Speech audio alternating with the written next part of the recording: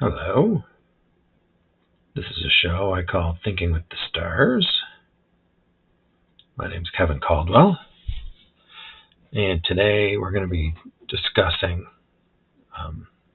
different examples of what are known as top-down and bottom-up information processing systems. And we're going to be looking at examples from medicine, from economics, and from psychology. I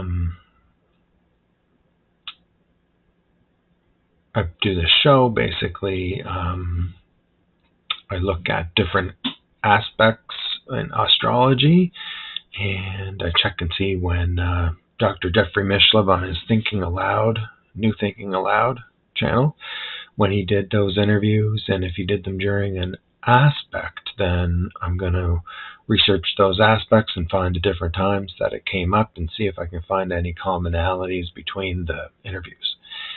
Saul Paul Sarag, he did an interview with Dr. Mishlove called Physics and Consciousness.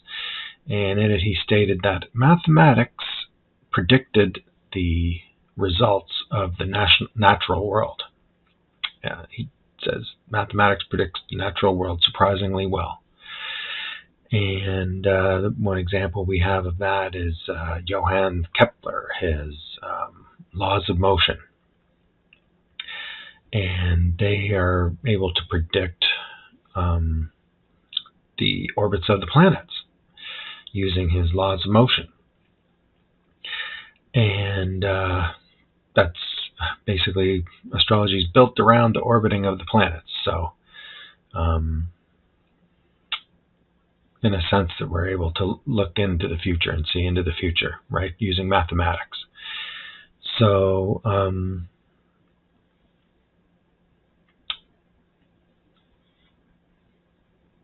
this week's or this episode is to do with the aspect of Mercury opposite Neptune. And since Neptune is pretty far away, it was in Pisces for the length of the time that we're looking at these interviews. And so in order for Mercury to be opposite Neptune in Pisces, Mercury has to be in Virgo.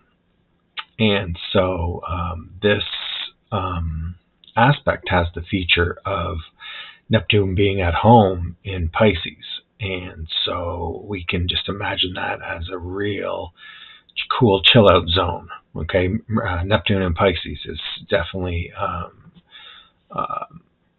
it's definitely very relaxing. There's not much drama, not much tension, not much of anything, okay, out there.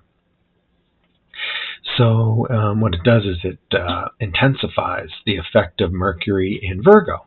And so what this allows is for us to see during these conversations that happened around the time of this aspect,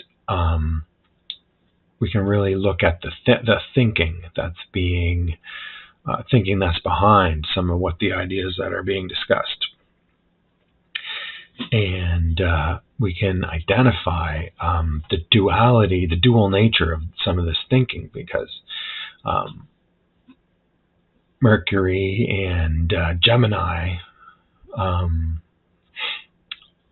they have a lot to do with our thought patterns, and again, they're the twins, so duality in our thoughts, right?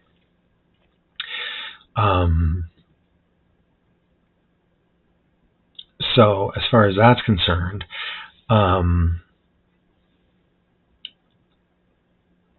we can, and with Virgo, we're looking at healing, so ways of thinking about healing, okay? And so, right, what I was going to get into with the top-down approach, the idea of a top-down approach and a bottom-up approach, okay? And so when we're looking previously at different episodes about our personal identity, so whatever you want to call it, if you want to call it identity politics, but basically the question is, who am I? Okay, what am I really? And so we have different ideas. These are just natural ways of thinking, different ideas about who we are. One would be, say, from the top down, and one would be from the bottom up. So from the top down, we're thinking about ideas that we kind of dream up, and we work through those kind of on the way down. Work through those, try to make our dreams a reality. Okay, would be a top-down approach, and a bottom-up approach would be like we kind of feel that in our guts, and we then filter that up to our brain, and we try to do something about it, do something about how we feel. It motivates our ideas. Exactly, the way we feel motivates our ideas of what to do. Is a bottom-up approach. And so those two ideas of being going top down and going bottom up are kind of like what they kind of correlate, or they gel with the conclusion we made, is that one of the guests I should have, his name is to choose the path with heart. So it's the middle way, right? I'm sure. So always take the middle way when there's been chosen between two extremes, okay? But some topics, say like medicine, for instance, it's a very big topic. It's a very wide topic. It's very there's lots of ways to think about it. And we're not going to say, if somebody's healed, if somebody's sick and they're healed, we're not going to say, oh, well, that was the wrong way to heal a sick person, okay? Basically, we're looking at results. So if we want to go top down or bottom up or sideways or crossways, it's not going to make a difference as long as the person's doing better, as long as everybody's healthy. So I thought of I guess there's two, like a top-down approach and a bottom-up approach to thinking about medicine in terms of learning about medicine. So a top-down approach would be to visualize an ideal individual, and would be to do the things that bring us closer to being that ideal individual. So I'm thinking along the lines of maybe bodybuilding would be something when we look at somebody, or like those fitness competitions, or even Miss Universe. So like it's basically the idea of like there's someone that's a picture of health. Of course, these are going to vary for different races. There are going to be different standards, beauty standards. I'm saying beauty standards. I'm saying beauty standards, but what I mean is health standards. Okay.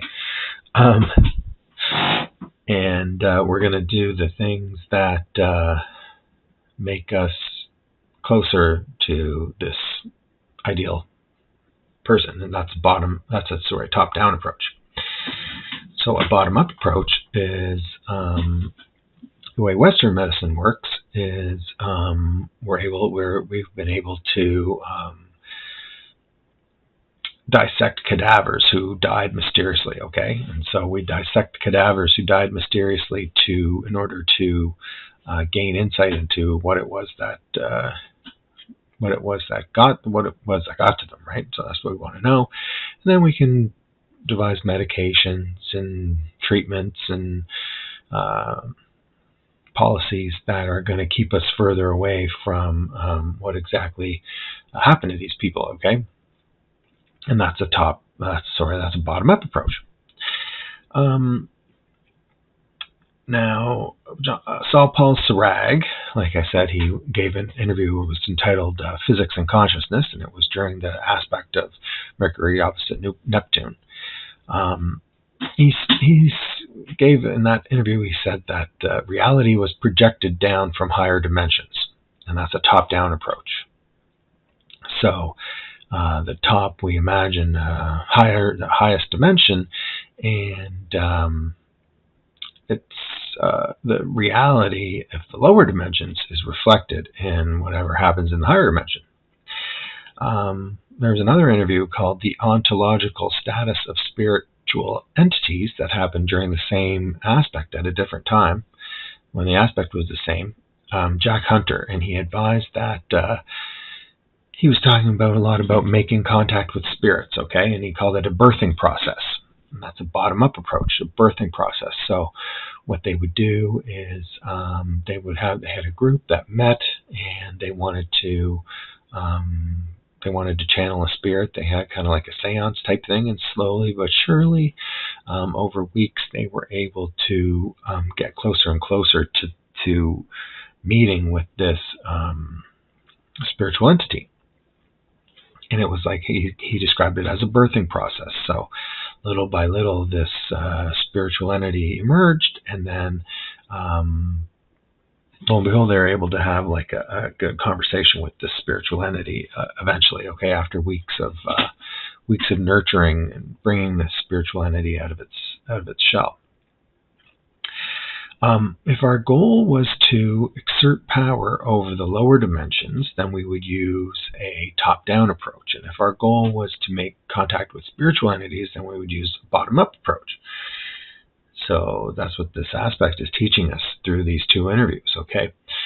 But there was another interview that occurred during this aspect, and it was with Richard Smalley, and he was talking about his book, The Deal. And in his book, The Deal, he discusses their top-down approach that he uses.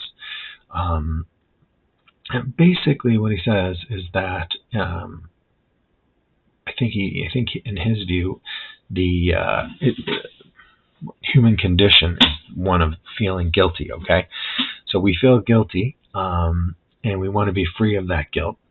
So what we need to do is we need to forgive anyone who's ever done us any misgivings. And that's the way that we're going to be free. We're going to free ourselves from our guilt. Okay?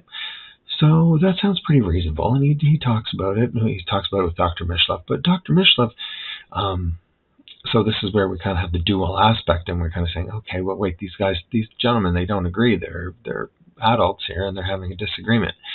So one of them thinks that that's a good, that's an appropriate way to do things, and so like using a top-down approach, where this is Richard Smalley talking about, where he thinks that it's a good idea to forgive everyone who's ever harmed us, and that way we're going to be free from our guilt.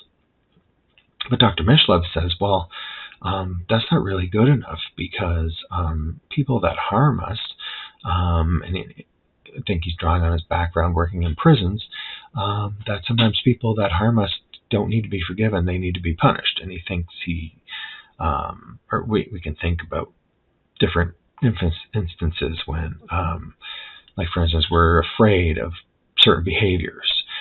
We're bitter when people harm us or harm people that we love. Or we want to make an example out of criminals, so we punish them. We punish them, and we make them suffer. So in this, Dr. Mishlev is describing like a more bottom-up approach. So we feel a certain way, and then that feeling influences our mind in the plans that we make and how we're going to act. Okay. So this, to me, it would seem like, okay, so how are we? Which of these two are correct? Okay, is it Richard Smalley or is it Dr. Mishlev? Okay, so we need to find a way. And so what I would say would be that a knowledgeable person wouldn't do crimes if we lived in a just society. Okay, so a knowledgeable person wouldn't do crimes if we lived in a just society, and the reason that knowledgeable people do crimes is for money. It's that they're in an economic situation, and people just don't have money to live, so this is why they do crime. And so this leads us to think about bottom-up approaches and top-down approaches to economics. And I think it's quite simple. A top-down approach to economics would be socialism. So we have an ideal that we want. We want to have a society, a utopian society where everyone has enough. And in order to get that, we would use like a communist model, and we would force everyone to comply with certain standards, and everyone so everyone would be equal. Basically, everyone would be equal. And whereas a bottom-up approach is the capitalist approach. So basically, we know we need certain things, so we start businesses that are able to provide us with those things, and the people who are able to best provide us with those things have the most amount of success, and they can have more things than people who fail at providing us with the things that we need. So I think here we can see that we're going to want to look for the middle way, right? Both the capitalist view and the socialist view are both incorrect, I think.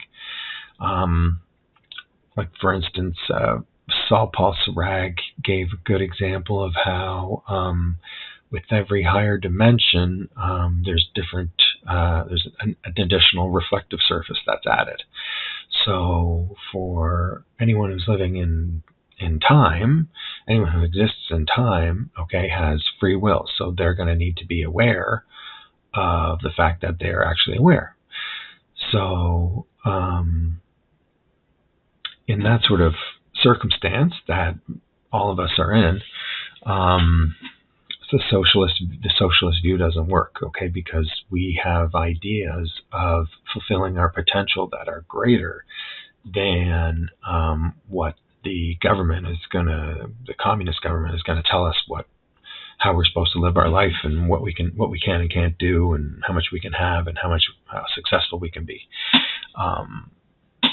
That's not really going to be adequate for us, And the capitalist view, of course, there's going to be people in our society that aren't cut out to be successful capitalists, and we're going to have to look out for them. And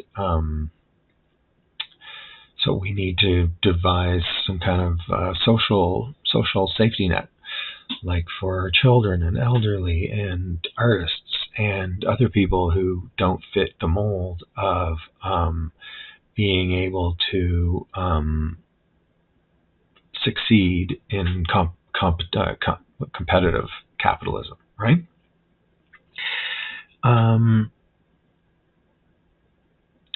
So that's where we're saying it's a good melding of the two,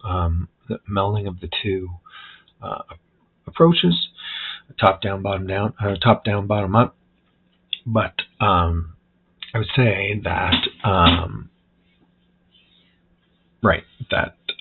there is still a place for the top-down approach about forgiving everyone for our misgivings, forgiving everyone for their misgivings, because when we're able to forgive everyone for any harm that they've caused us, we're able to forgive others for harming us.